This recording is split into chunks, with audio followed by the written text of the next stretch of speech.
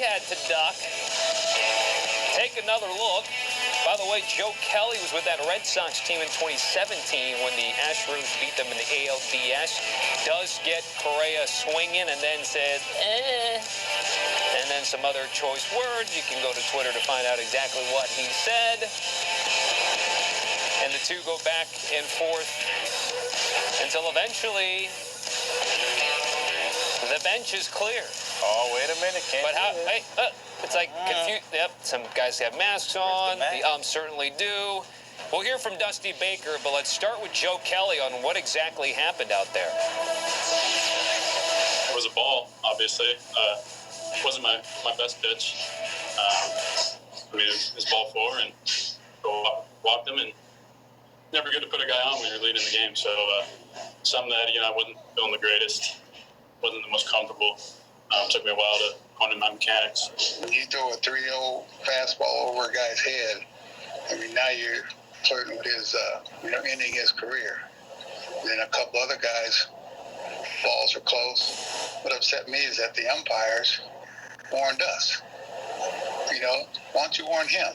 He's the one throwing the ball, and he's the one that started this mess in the first place. So, I didn't like it at all. Remember, Joe Kelly broke a window during quarantine. Maybe point to that. Justin Turner broke a 2-2 tie in the fifth to give the Dodgers the lead for good before the bench is cleared. Walker Buehler pitched 3 2/3 innings, struck out 3, gave up 2 earned. No decision for him. We'll have much more on this from the host of Nothing Personal with David Sampson coming up later this hour on HQ. From one LA team to another, Anthony Rendon made his Angels debut last night, and he delivered his first home run of the season. Halos beat the Mariners at home 10-2. Said after the game, quote, whenever you have a game like we just had where the offense is clicking, everyone says that hitting is contagious. It really is. Not shown here, Albert Pujols' 657th career Jimmy Jack. You know who probably misses Rendon? The Nationals. Defending champs missing a little bit of everything. The Blue Jays handing them their third loss in a row. Toronto just taking advantage of 2 errors by Starlin Castro, leading to 3 unearned runs, along with tacking on a few homers from Vladimir Guerrero and Lourdes Uriel as well. The Nats off to a rough start. We're talking 60-game sprint here. Now 1-4 after losing 5-1 to the Jays. Meanwhile, the Padres making a little history on the road after beating the Giants 8-6 here for the first time since 1997. They're 4-1. I know it's not much, but that's a big deal for them. Getting it done behind Fernando Tatis Jr.'s 3-run homer in the third, and Will Myers adding a 2-run shot an inning later. Leading to the Giants dropping another home opener 5-3. Fun fact, San Francisco hasn't won a home opener since 2017, beating Arizona. Cubs are off to a good start. Javi Baez homered not once, but twice as Chicago beat Cincy 8-5 at the Great American Ballpark. Cubbies are 4-1. They've scored first in all 5 of their games so far this year. There's Baez's second homer. Cubs streak of scoring first in all 5 games is their longest to open a season since they did in their first 9 games of the 45 season. Some other MLB notes. Donaldson, a new Minnesota Twin, as if they needed any more home run power. First career Jack with the Twins. Rays beat the Braves 5-2. It's a 4-game win streak. Oliver Drake picked up his second save of the season.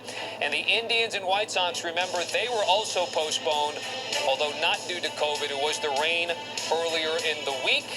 Tribe get the best of the White Sox in both games, winning by 4-3 and 5-3. With the recent COVID outbreak of the Miami Marlins, it's forced MLB to postpone all their games through Sunday. After reaching double digits of positive COVID-19 tests, the Marlins have moved daily testing now and will remain in Philadelphia when they played last weekend, the same series they played last weekend. When it comes to the Phillies, though, their home-and-home series against the Yankees was postponed due to coronavirus concerns, of course. The Phillies were supposed to host the Yankees on Monday and Tuesday and play them in New York on Wednesday and Thursday. Instead, the Yankees left Philly yesterday and are planning to head to Baltimore to start a series against the Orioles on Wednesday. So the recent outbreak causing teams to shuffle their schedule a bit. The Phillies will shut down until Friday.